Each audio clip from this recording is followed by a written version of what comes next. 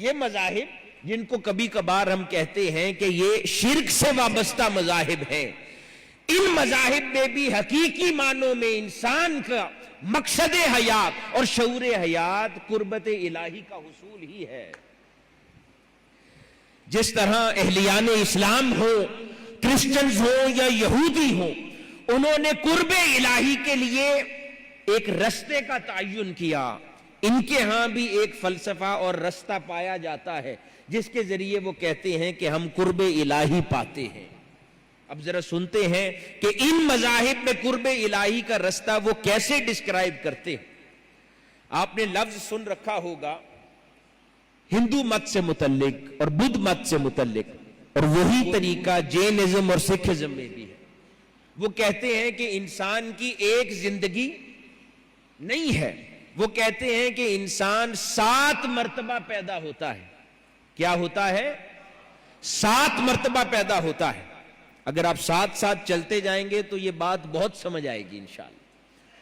وہ کہتے ہیں کہ انسان 7 مرتبہ پیدا ہوتا ہے، جس کو وہ 7 جنم کہتے ہیں۔ انگلش میں اس کو ری انکارنیشن کہا جاتا ہے کہ وہ بار بار پیدا ہوتا ہے، اور یوں 7 زندگیاں اس کو لگتی ہیں قرب الہی کے حصول میں۔ وہ کہتے ہیں کہ انسان جب پہلی زندگی لیتا ہے، ان مذاہب کے ہاں یہ تصور پایا جاتا ہے، تو وہ اللہ رب العزت کی مخلوق میں سب سے حقیر شے ہوتا ہے۔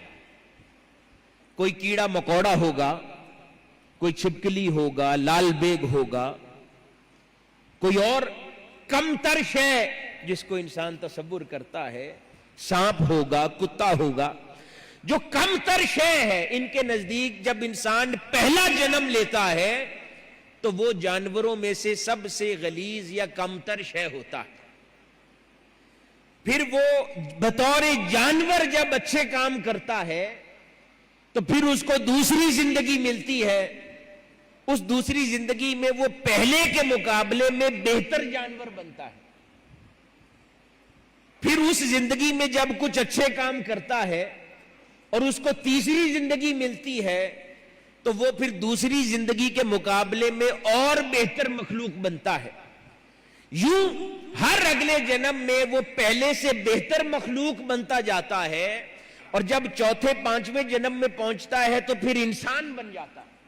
ان کے مطابق پھر انسان بن جاتا ہے، پھر چھٹے جنم میں بہتر انسان بنتا ہے، اور جب وہ 7ویں زندگی میں پہنچتا ہے تو وہ کہتے ہیں کہ اس زندگی میں اس کو مکتی مل گئی۔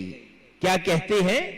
مکتی مل گئی، جس کو ہم کہتے ہیں کہ فنا نصیب ہو جاتا ہے، اس کو وہ کہتے ہیں کہ 7ویں جنم میں انسان کو مکتی مل گئی، یعنی اب اس کو لوٹ کر پھر دوبارہ اس دنیا میں آنے کی حاجت نہیں ہے۔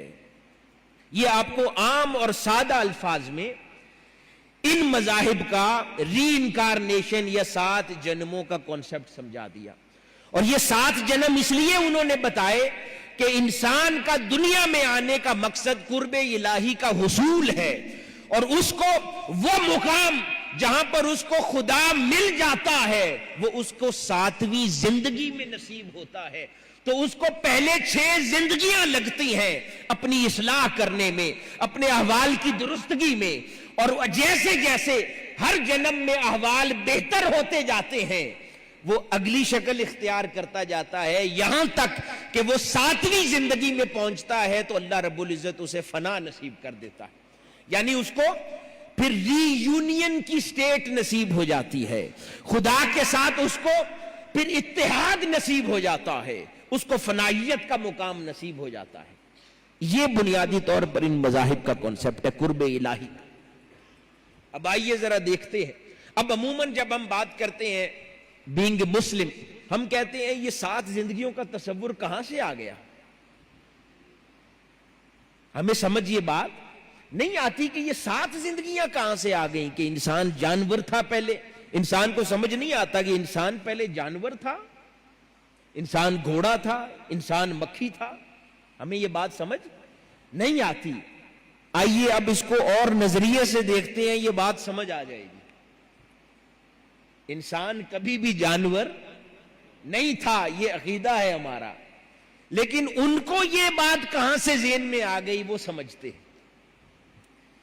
جس طرح قرب الہی کے حصول کو انہوں نے 7 زندگیوں میں تقسیم کیا، اہلیان اسلام نے قرب الہی کے تصور کو 7 زندگیوں میں نہیں 7 مدارج اور 7 نفوس میں تقسیم کیا ہے۔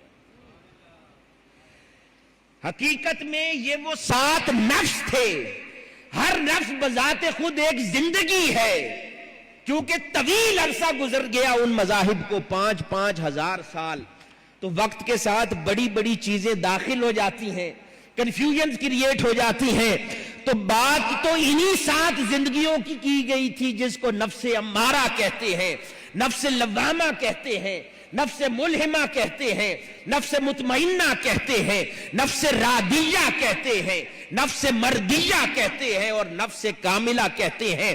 بات تو انہی 7 زندگیوں کی ہوئی تھی، لیکن کیونکہ طویل زمانہ مذاہب پر گزر گیا، بے شمار چیزیں داخل ہوئیں، بے شمار چیزیں نکل گئیں، انڈرسٹینڈنگز کا فقدان ہو گیا، تو اس لیے ان 7 نفوس، یہ وہ 7 زندگیاں تھیں جو در حقیقت انسان نے ایک ہی جنم میں جینی تھی۔ یہ وہ 7 زندگیاں تھیں جو انسان نے ایک ہی حیات میں جینی تھی، اور یہ 7 زندگیوں کا سفر اس نے ایک ہی زندگی میں مکمل کرنا تھا، جس کو انہوں نے یوں سمجھا کہ انسان نے 7 بار پیدا ہو کر 7 زندگیاں جینی ہیں۔